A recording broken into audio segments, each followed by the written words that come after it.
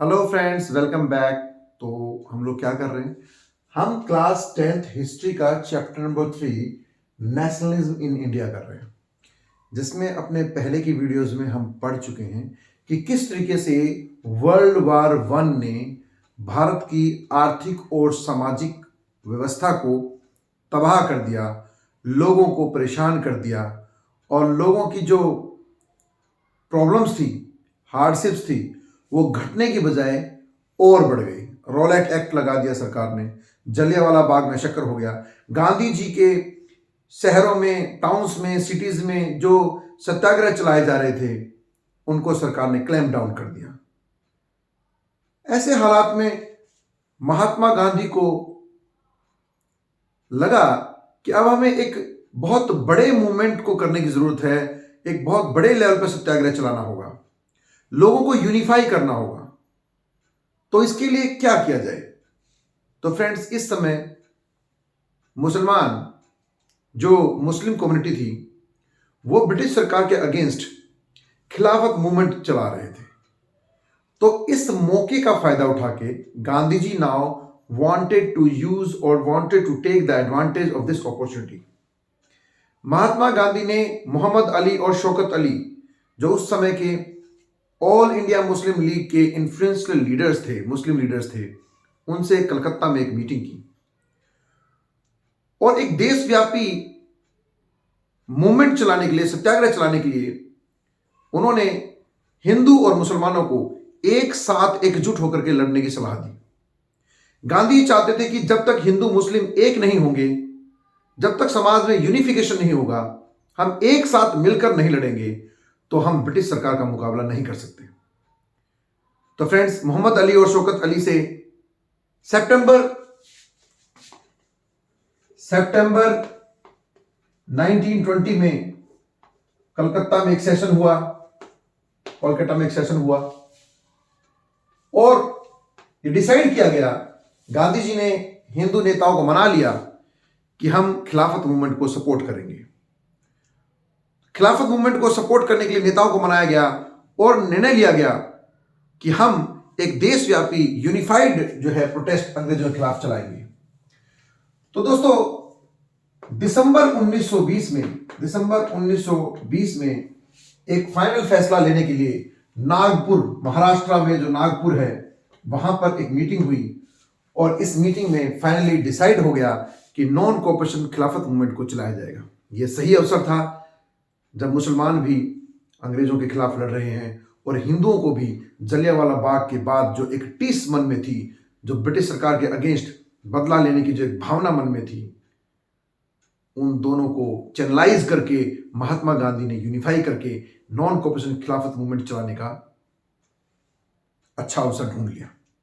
लेकिन दोस्तों, इस मूवमेंट को चलाने में क्या क्या procedures, how this non cooperation movement, Khilafat movement will be carried out, इसमें भी इंडियन नेशनल कांग्रेस में बहुत सारे आइडियोलॉजिकल डिफरेंसेस थे।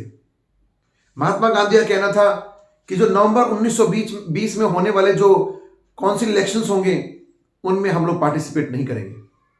लेकिन बहुत सारे लोगों का यह मानना था कि हमें इन इलेक्शन से पार्टिसिपेट करना चाहिए। जब हम एडमिनिस्ट्रेशन का पार्ट होंगे, सरकार का एक हिस्सा होंगे, तो हम अपनी बातों को ज्यादा बेहतर तरीके से सामने रख सकते हैं।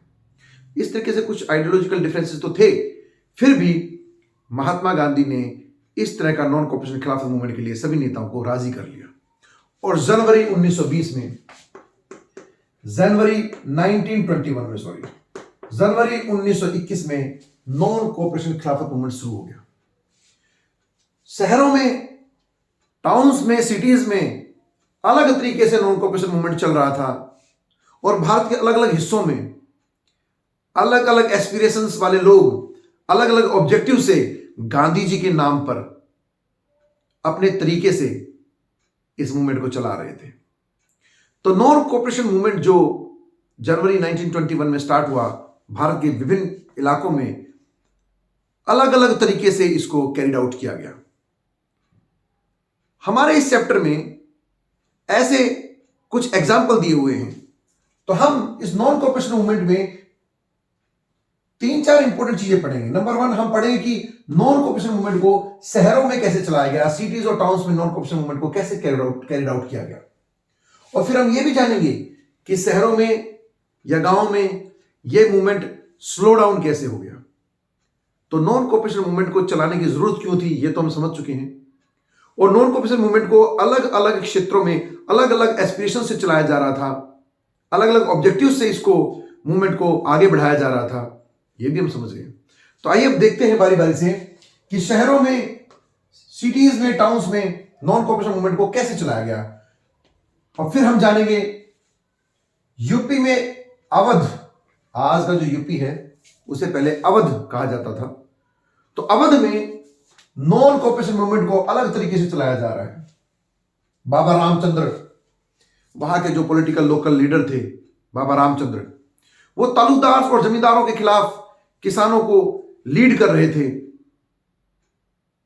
और अक्टूबर 1920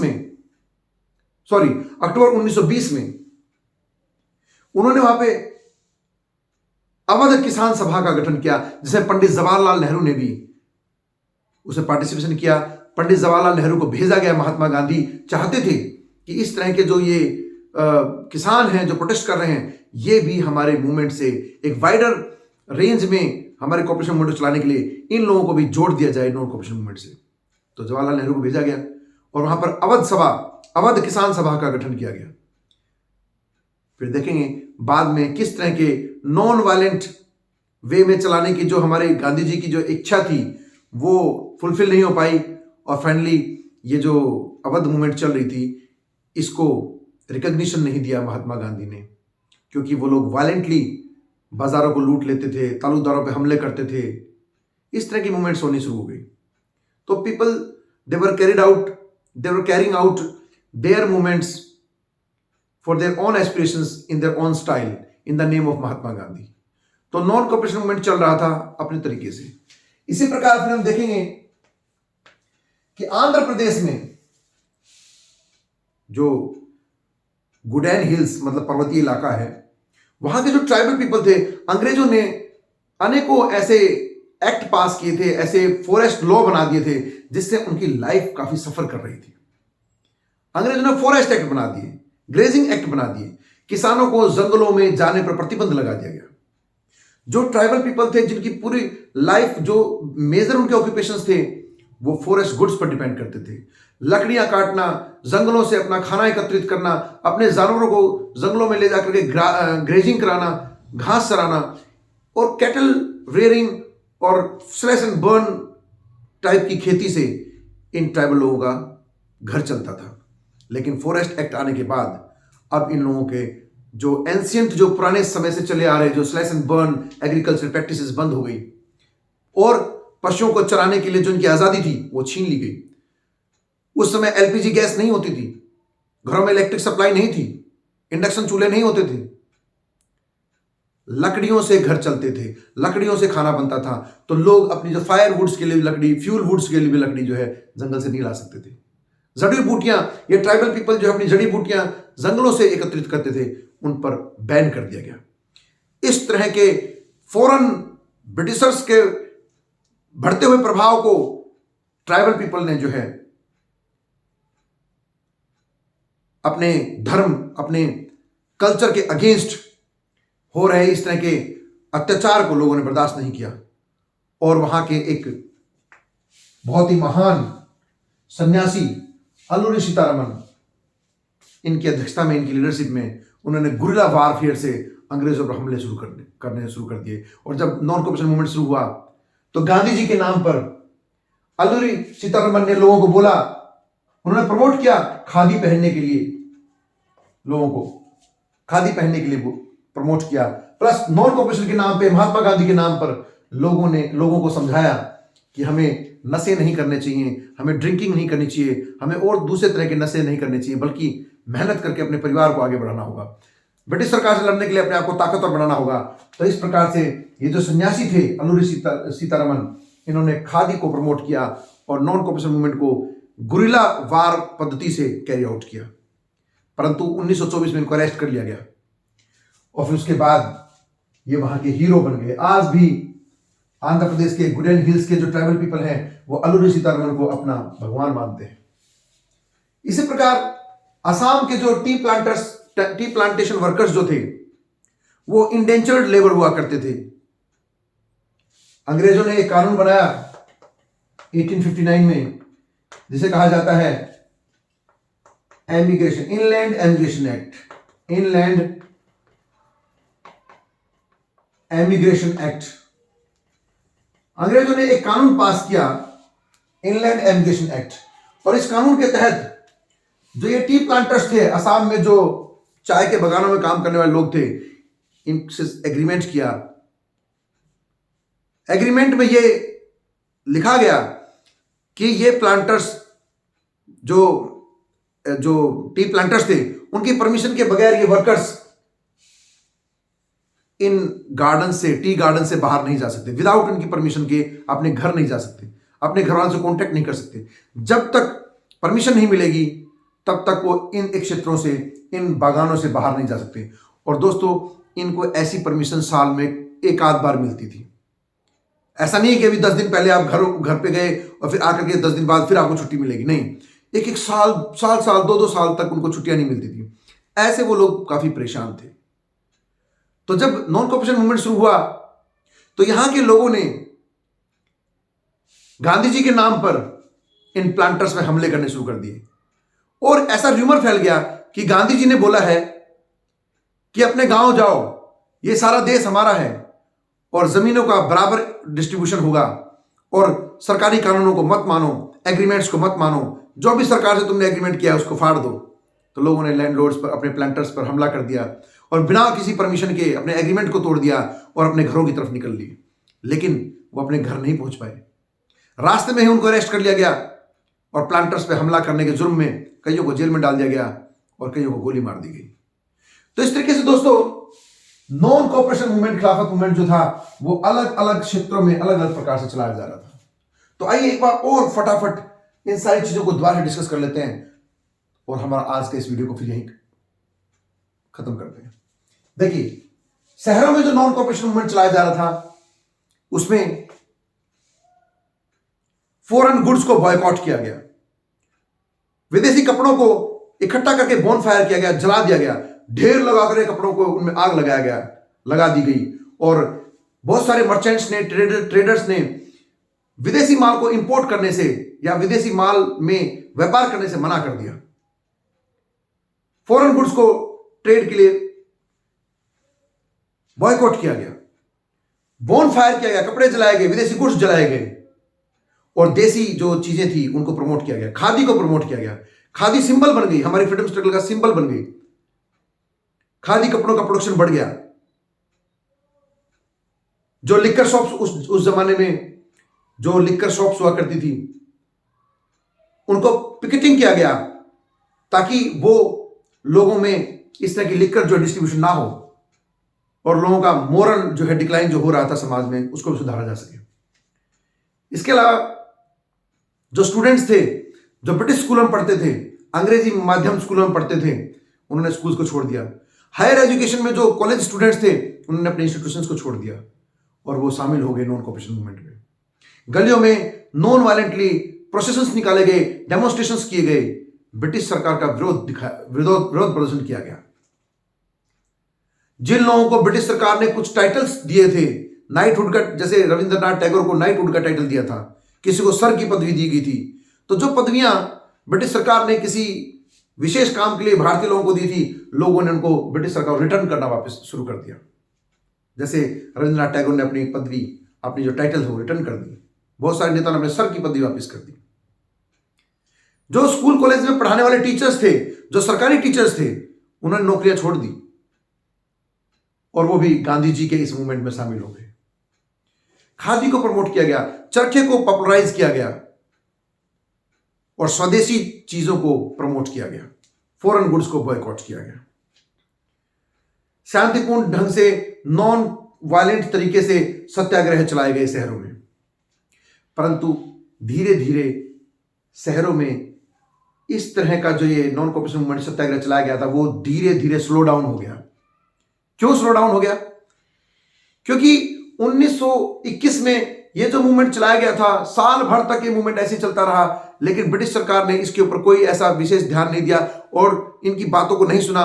लेकिन इन लोगों के अगेंस्ट ब्रिटिश सरकार ने ऑप्रेसिव नीति अपनाई और स्ट्रिक्ट पॉलिसीज का यूज करते हुए बहुत सारे डेमोन्स्ट्रेटर्स को पकड़ लिया गया, बहुत सारे लोगों को गिरफ्तार करके जेल में डाल दिया गया, बहुत सारे नेताओं को जेल में डाल दिया गया, लेकिन इनकी कोई मांगे नहीं मानी गई।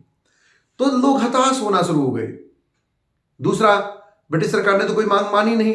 दूसरा, इनको अरेस्ट करने के जेल में डाला गया।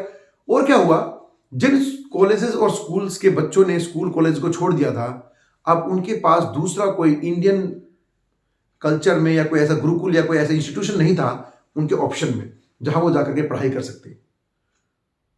तो फिर 1 साल तक लगातार घर में इस तरीके से मूवमेंट चला कैरी आउट कर रहे हैं जवान बच्चे, तो पेरेंट्स के को भी इस चीज में प्रॉब्लम हुई। अब उनके पास कोई अल्टरनेटिव कोई इंस्टीट्यूशन नहीं है, तो फिर घर वालों के विरोध होने के कारण अब ये स्टूडेंट्स, जो कॉलेज के स्टूडेंट्स थे, जो स्कूलों के विद्यार्थी थे, उनको मजबूर होकर के वापस अपने उन्हीं इंस्टीट्यूशंस में जाना पड़ा, क्योंकि उनके पास दूसरा कोई अल्टरनेटिव इंस्टीट्यूशन नहीं था हायर एजुकेशन के लिए। इसी प्रकार जिन सरकारी मुलाजिमों ने, टीचर्स ने और पोस्ट ऑफिस में काम करने वाले लोगों ने, रेलवे वर्कशॉप में काम करने वाले लोगों ने जो स्ट्राइक्स की थी या जो अपनी जॉब जो इन्होंने ड्रॉप कर दी थी, वो वापस अपने काम पर लौटने लगे, क्योंकि अब उनके पास भी लिविंग के लिए कोई ऐसा कोई अर्निंग सोर्स नहीं था जहां से वो अपने परिवार के लिए अब पैसा कमा सकते हैं। तो कितना लंबा मूवमेंट चलेगा, धीरे धीरे कमाई बंद हो गई लोगों की। इसके अलावा ब्रिटिश प्रशासन के में अगर तुम काम नहीं करोगे तो दूसरा कोई अल्टरनेटिव सोर्स नहीं था जहां से इनकम हो सके, तो ये भी लोग हताश होकर के धीरे धीरे अपने कामों पर वापस लौटने लगे। तीसरा इंपॉर्टेंट पॉइंट ये था कि जो फॉरेन गुड्स था वो मशीन मेड गुड्स होता था। वो भारत के हाथ से बने हुए खादी कपड़ों से और हाथ से बने हुए बाकी आर्टिफैक्ट्स से काफी सस्ता होता था। मशीनों में जल्दी और आसान चीजें बनती हैं, हाई क्वांटिटी में, लार्ज क्वांटिटी में चीजें बनती हैं, तो सस्ती होती है कंपेरेटिवली। तो इतनी महंगे कपड़ों को, खादी कपड़ा बहुत महंगा था, तो हर गरीब आदमी इस चीज को अफोर्ड नहीं कर सकता था। तो बहुत सारे लोग बहुत हाई प्राइसेस होने के कारण अब अपने स्वदेशी चीजों को ज्यादा दिनों तक नहीं चला पाए और वो वापस लौटने लगे उन सस्ते फॉरेन गुड्स की तरफ। अब सबसे इंपॉर्टेंट चीज जो हुई वो ये हुई कि यूपी में चोरी चोरा करके एक जगह है, 1922 में जो चोरी चोरा इंसिडेंट हुआ, जिसके बाद महात्मा गांधी ने ये नॉन कॉपरेशन मूवमेंट को वापस लेंगे। तो फ्रेंड्स देखिए, नॉन वायलेंटली मूवमेंट चलाने के लिए महात्मा गांधी ने बोला था सत्याग्रह करने के लिए। गांधी जी को जो रास्ता था ना मूवमेंट करने का, वो था सत्य का रास्ता, सत्याग्रह, नॉन वायलेंट, अहिंसात्मक, अहिंसा तरीका, अहिंसा यानी हिंसा नहीं करनी है, अहिंसात्मक तरीका अपनाना है। लेकिन धीरे धीरे हताश हुए लोगों में गुस्सा भड़कने लगा, सरकार की सप्रेसिव नीति के खिलाफ लोगों में गुस्सा भड़क जाता था और बहुत जगह भिड़ंत हो जाती थी पुलिस के साथ, आर्मी के साथ, भारत के इन सत्याग्रहियों की, डेमोन्स्ट्रेटर्स की। ऐसी बहुत सारी घटनाएं होती थी और सबसे बड़ी घटना हुई चोरी चोरा। चोरी चोरा, देखिए इससे रिलेटेड क्वेश्चन बनता है कि चोरी चोरा इंसिडेंट कब हुआ और नॉन कॉपरेशन मूवमेंट को इसके बाद वापस कर लिया गया। तो यह भी क्वेश्चन बनता है कि किस इंसिडेंट के बाद महात्मा गांधी ने नॉन कॉपरेशन मूवमेंट को विड्रॉ किया। तो चोरा चोरी इंसिडेंट 1922 में यह घटना घटी। कुछ सत्याग्रही औरतें, बच्चे, बूढ़े अहिंसात्मक तरीके से डेमोन्स्ट्रेशन में या प्रोसेशन में जा रहे थे। पुलिस वालों ने उन पर हमला किया, उन पर लाठीचार्ज कर दिया। गुस्साई भीड़ ने इन 22 पुलिस वालों को स्टेशन में बंद कर दिया और वहां पर आग लगा दी। जब 22 ब्रिटिश अधिकारी जला करके मार दिए गए, तो अब ब्रिटिश सरकार ने इस मूवमेंट को क्लैम्प डाउन करने के लिए और ज्यादा स्ट्रिक्ट जो है पॉलिसीज और सप्रेसिव मेजर्स उठाए और नेताओं पकड़ पकड़ के जेल में डालना शुरू कर दिया। अब महात्मा गांधी को लगा कि लोग अभी इस मूवमेंट को कैरिड आउट करने के लिए या आगे बढ़ाने के लिए तैयार नहीं है, तो फटाफट अफरा तफरी बिना किसी सलाह मशवरा किए गांधी जी ने इस मूवमेंट को विड्रॉ कर लिया। तो फ्रेंड्स आपने क्या देखा, शहरों में ये मूवमेंट कैसी चल रही थी, अवध में बाबा रामचंद्र की अध्यक्षता में अवध में किस प्रकार से अवध किसान सभा का गठन हुआ। बाबा रामचंद्र, देखिए अवध में बाबा रामचंद्र ये मूवमेंट चला रहे थे। नॉन कॉपरेशन मूवमेंट से पहले से ही ये मूवमेंट चल रही थी, और ये मूवमेंट चल रही थी तालुकदारों के खिलाफ। तालुकदार और जमींदार, तालुकदार मतलब जमींदार वगैरह, लैंडलॉर्ड्स। तो जो लैंडलॉर्ड्स थे वहां पर क्या था कि जो लैंड थी ना वो किसानों को लीज पर दी जाती थी, और जब कोई इस पैसे को या तो प्रोडक्शन टाइम पर नहीं कर पाते थे किसान, या फिर वो जो लोन जो इनसे लिया हुआ है वो जो पे नहीं कर पाते थे, तो किसानों को इन तालुकदार के घर, इनके फार्म हाउसेस पे, इनकी जमीनों पर बेगार करनी पड़ती थी। बेगार, ये बेगार क्या होता है? बेगार मतलब जब तक तुम लैंडलॉर्ड का पैसा रिटर्न नहीं करोगे तब तक तुम और तुम्हारा परिवार मेरे घर पर नौकरी करेगा फ्री में, मतलब कोई पैसा नहीं मिलेगा आपको, कोई उनको तनख्वाह नहीं मिलेगी, 2 वक्त की रोटी मिलेगी, वो भी डिपेंड करता था लैंडलॉर्ड्स के ऊपर। तो इस तरीके से बिना किसी इनकम के, बिना किसी कमाई के लोगों को काम करना पड़ता था। कर्जे में दब गए लोग, तो लोग परेशान थे इस तरह की बेगारी से, तालुकदारों की और लैंडलॉर्ड्स की इस तरह की नीतियों से। इसलिए बाबा रामचंद्र के लीडरशिप में इन गरीब लोगों ने, इन गरीब किसानों ने यूपी में, अवध में मूवमेंट चलाई, और इन लैंडलॉर्ड्स के अगेंस्ट बहुत सारे ऐसे जो है विरोध में बहुत सारी चीजें कर रहे थे वो लोग। जैसे एक उन्होंने मूवमेंट चलाई, नाई धोबी बंद। बाबा रामचंद्र ने तालुकदार को परेशान करने के लिए, ताकि इनको सर्विसेज ना प्रोवाइड हो सके, और ये जो इस तरह के काम कर रहे हैं, लोगों को परेशान कर रहे हैं, बेगार करने के लिए मजबूर कर रहे हैं, तो बाबा रामचंद्र के कहने पर नाई धोबी बंद, नाई धोबी बंद मूवमेंट चलाई गई, ताकि जो बेसिक जरूरत है, वॉशरमैन की जो सर्विसेज हैं, कपड़े धोने वाले धोबियों की जो सर्विसेज हैं, वो बंद कर दी जाए।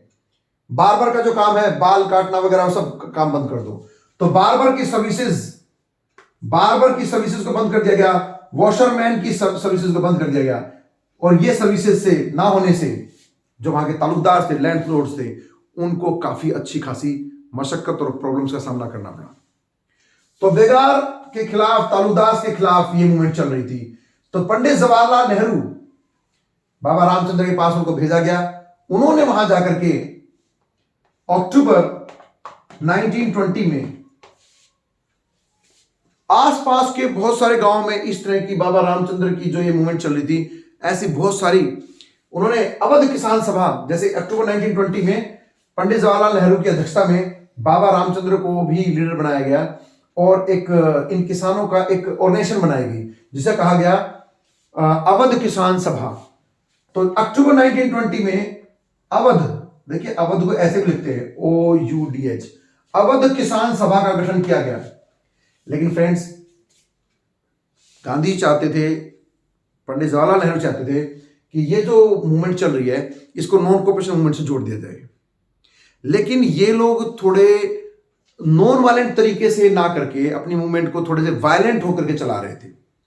इन्होंने तालुकदार और जमींदारों के घरों पर हमले कर दिए, बाजारों को लूट लिया, और जो अनाज के भंडार थे उनको लूट लिया।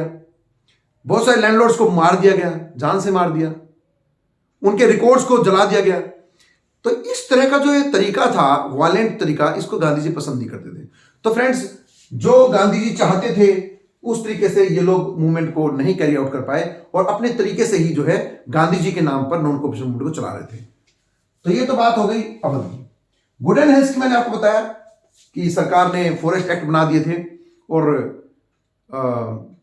जो वहां के मेन जो सन्यासी बाबा जो लीडर थे, अलूरी सीतारमन, तो अलूरी सीतारमन के गुरिल्ला वारफेयर पद्धति से ट्राइबल पीपल ने अंग्रेजों पर हमला शुरू कर दिया, क्योंकि वो टोटली डिपेंडेंट थे एग्रीकल्चर के लिए भी और कैटल फार्मिंग, ग्रेजिंग के लिए भी फॉरेस्ट पर डिपेंड थे।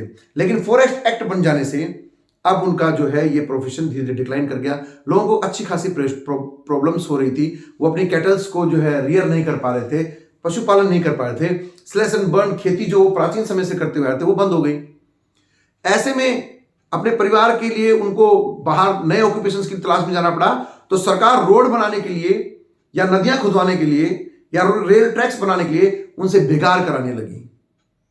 बेगार का मतलब सिर्फ या तो खाने के लिए रोटी मिलेगी और काम करो, या फिर बहुत ही मिनिमम वेजेस से उनके लिए काम करना पड़ता था। इस तरीके की चीजें जब हो रही थी तो गुडेन हिल्स के लोगों ने भी गुरिल्ला वारफेयर से इन अंग्रेजों पर हमला करना शुरू कर दिया। और किसके नाम पे? महात्मा गांधी के नाम पे। लेकिन अलूरी सीतारमन ने गांधी जी के कहने पर खादी को प्रमोट किया, यानी स्वराज को प्रमोट किया, लोगों को समझाया कि हमें लिकर ड्रिंकिंग नहीं करनी चाहिए, ड्रिंकिंग को क्विट कर देना चाहिए, हमें मोरल वैल्यूज को फॉलो करना चाहिए। वो एक सन्यासी किस्म के इंसान थे।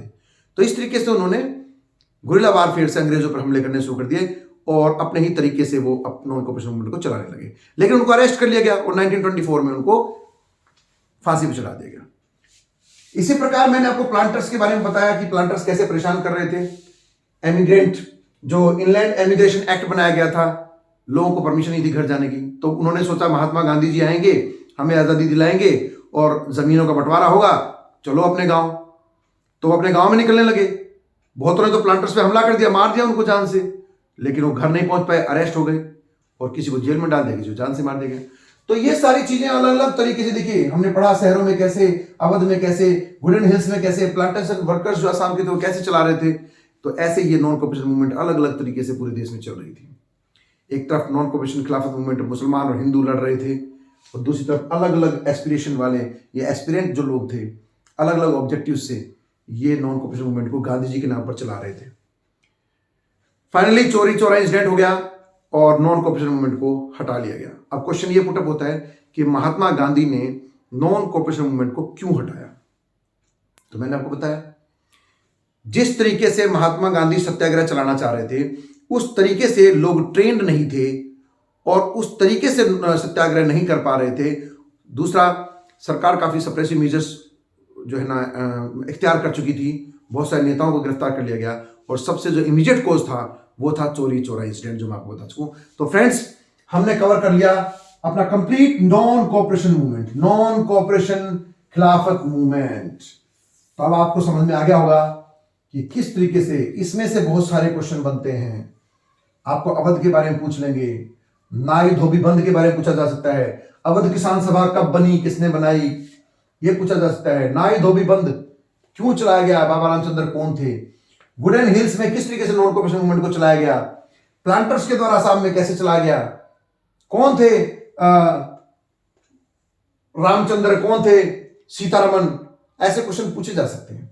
तो फ्रेंड्स, आज के इस वीडियो में हमने कवर किया नॉन कॉपरेशन मूवमेंट के शुरू होने के कारणों को, कैसे वो कैरिड आउट हुआ, अलग अलग क्षेत्रों में कैसे चलाया गया, शहरों में कैसे चला और बाकी जगहों पर कैसे चला, और क्यों उसको विड्रॉ किया गया। आज के लिए इतना ही काफी है। अब नेक्स्ट वीडियो में हम लोग पढ़ेंगे जो एक मेजर जो इंसिडेंट था, सिविल डिसोबीडियंस मूवमेंट। कैसे दांडी यात्रा शुरू हुई, कैसे फिर राउंड टेबल कॉन्फ्रेंस हुई, गांधी इरविन पैक्ट क्या था और पूना पैक्ट क्या था, साइमन कमीशन क्या था। ये छोटी छोटी इंसिडेंट को स्टडी करेंगे और एक बड़ा ब्रॉड जो एक मूवमेंट था सिविल डिसोबीडियंस मूवमेंट, उसके बारे में पढ़ेंगे। उसके बाद हमारा चैप्टर यहां पर क्रोनोलॉजिकल इंसिडेंट वे में तो खत्म हो जाएगा और फिर रह जाएगा क्या कि राष्ट्रवादी भावनाओं को फैलाने के लिए और किस तरीके से रोमांटिक चीजों को यूज किया गया, पैट्रियोटिक चीजों को, फीलिंग्स को जगाने के लिए किताबें लिखी गई और बाकी चीजें।